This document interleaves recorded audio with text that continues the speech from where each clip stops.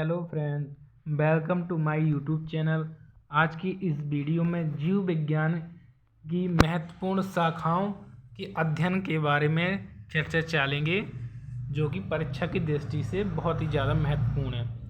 इसमें आगे चलते हैं पहला क्वेश्चन की तरफ, जिसमें अंगूर की खेती को क्या कहते हैं? विटीकल्चर कहती है अंगूर की खेती के अध्ययन को।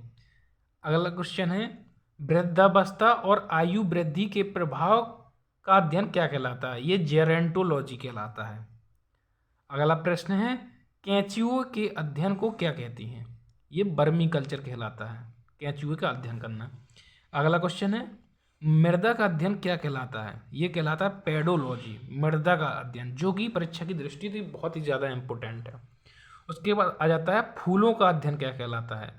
ये है एंथोलॉजी।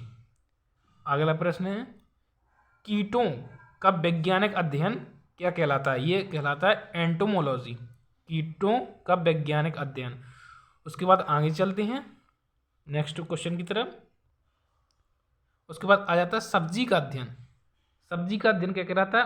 ओलेरीकल्चर, सब्जियों का अध्ययन। उसके बाद अगला प्रश्न है, अस्थियों का अध्ययन क्या कहलाता है? ये कहलाता है ऑस्टियोलॉजी, अस्थियों का अध्ययन। उसके बाद अगला प्रश्न है, सर्पों का अध्ययन क्या कहलाता है? ये सर्पेंटोलॉजी, सर्पों का अध्ययन या सांपों का अध्ययन। अगला प्रश्न है, जनसंख्या और मानव जाति के आंकड़ों का अध्ययन क्या कहलाता है? ये कहलाता है जननांकी कहलाता है। उसके बाद अगला प्रश्न है, बिना मृदा की बागवानी, ये क्या कहलाता है? हाइड्रोपोनिक्स, बिना मृदा की बागवानी। अगला प्रश्न है, बीजों का अध्ययन क्या कहलाता है? ये कहलाता है स्पर्मोलॉजी। अगला प्रश्न है, अंतरिक्ष तथा वायुमंडल में स्थित पादपों का अध्ययन क्या कहलाता है? ये स्पेस बायोलॉजी कहलाता है। अगला प्रश्न की तरफ चलते हैं, 14वें प्रश्न की तरफ। सूर्य के प्रभाव से चिकित्सा करने की प्रक्रिया क्या कहलाती है? ये हेलियोथेरेपी कहलाती है, सूर्य के प्रभाव से चिकित्सा करने की प्रक्रिया। अगला प्रश्न है, टेरिडोफाइटस का अध्ययन क्या कहलाता है? ये कहलाता है टेरिडोलॉजी।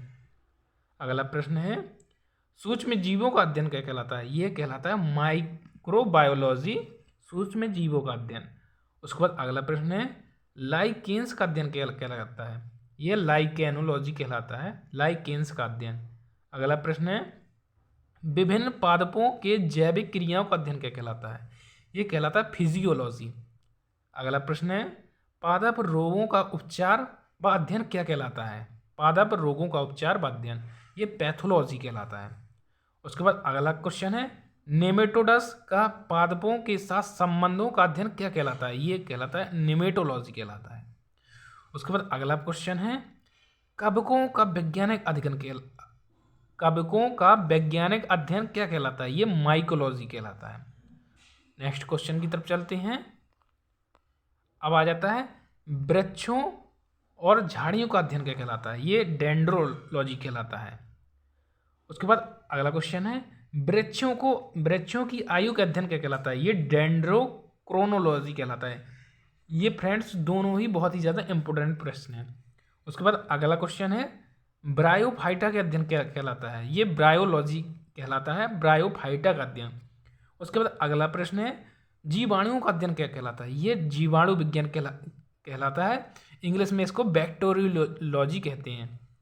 अगला प्रश्न है, शैवालों का अध्ययन क्या कहलाता है? ये एल्गोलॉजी कहलाता है, शैवालों का अध्ययन। उसके बाद नेक्स्ट क्वेश्चन की तरफ चलते हैं।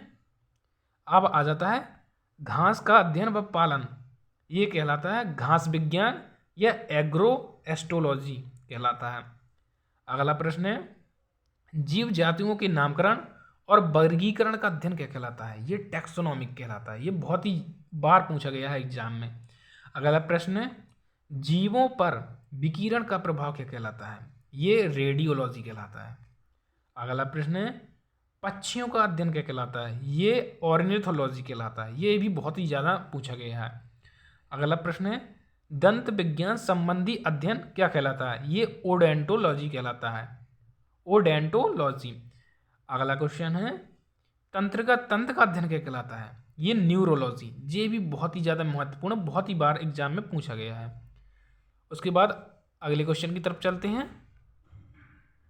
अगला क्वेश्चन आ जाता है, जीवों के आनुवांशिक लक्षण और उनकी वंशागति का अध्ययन क्या कहलाता है? ये जेनेटिक्स कहलाता है। अगला प्रश्न है, कीट पतंगों का अध्ययन क्या कहलाता है? ये एंटोमोलॉजी कहलाता है, कीट पतंगों का अध्ययन। उसके बाद अगला क्वेश्चन आ जाता है, उत्प्रेरकों का अध्ययन क्या कहलाता है? ये एंजाइमोलॉजी कहलाता है, उत्प्रेरकों का अध्ययन। उसके बाद नेक्स्ट क्वेश्चन है, मानव जाति के सांस्कृतिक विकास का अध्ययन क्या कहलाता है? ये कहलाता है एंथ्रोपोलॉजी। उसके बाद अगला क्वेश्चन आ जाता है, विच्छेदन के द्वारा शरीर और विविध अंगों की रचना का प्रदर्शन करना क्या कहलाता है? ये एनाटॉमी कहलाता है। अगला क्वेश्चन है, रुधिर और रुधिर संबंधी रोगों का अध्ययन क्या कहलाता है? ये कहलाता है हेमेटोलॉजी कहलाता है। उसके बाद अगला क्वेश्चन आ जाता है, उभयचरों और सरीसृपों का अध्ययन क्या कहलाता है? ये हर्पेटोलॉजी कहलाता है। अगला क्वेश्चन है, अति सूक्ष्म में जीवों का अध्ययन क्या कहलाता है? ये माइक्रोबायोलॉजी कहलाता है। उसके बाद अगले क्वेश्चन की तरफ चलते हैं, जो कि लास्ट क्वेश्चन है, स्तनधारियों का अध्ययन क्या कहलाता है? ये कहलाता है मैमोलॉजी। तो फ्रेंड्स, आज का वीडियो यही समाप्त होता है। चैनल को सब्सक्राइब जरूर करें। ये परीक्षा की दृष्टि से बहुत ही ज़्यादा महत्वपूर्ण है, जो 1 नंबर कभी ना कभी पूछ ही लिया जाता है।